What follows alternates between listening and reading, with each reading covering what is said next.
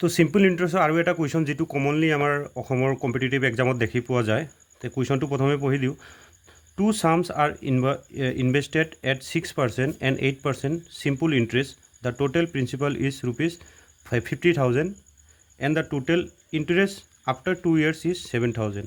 Find is principal. অসমীয়াত দুটা মূলধন 6% আৰু 8% সৰল সুতত বিনিয়োগ কৰা হৈছে।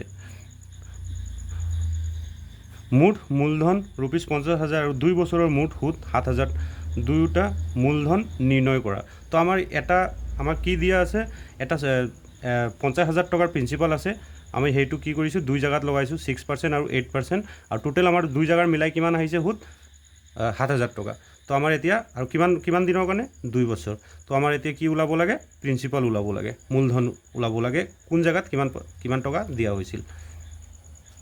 তো আমি সেইটোৰ কাৰণে প্ৰথমতে আমি কি ল'ব লাগিব আমি জানো। তো আমি ডাইৰেক্ট ফৰ্মুলা নিলিখোঁ, মানে চিম্পল ইণ্টাৰেষ্টৰ ফৰ্মুলা আমি জানো।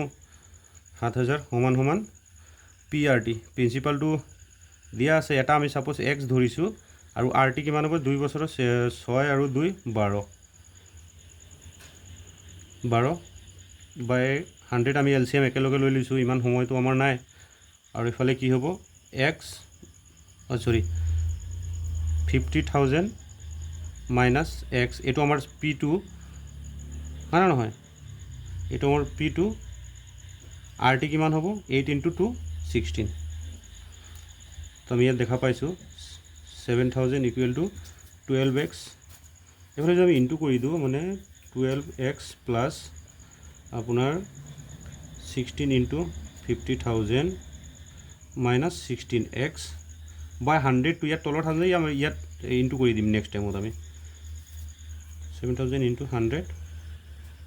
100 হ'ব, সৰি, = 12x মাইনাছ আছে, এইটো কিমান হ'ব, মাইনাছ 4x প্লাছ এইটো কিমান হ'ব, 8 লাখ হৈ যাব।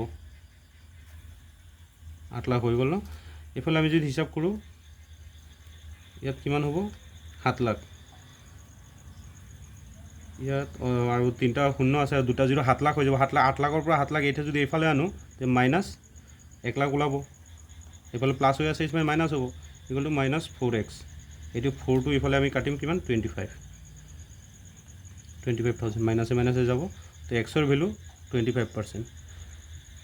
সেইটো এক্সৰ ওলাইছে, তেন্তে আমাৰ ছেকেণ্ড এইটো P1 হৈ গ'ল, আৰু P2 50,000 মাইনাছ 25 কিমান, 25,000। এয়া আছিলে। এনেকুৱা বহুত অলপ সময়তে আমি ছল্ভ কৰিব পাৰি।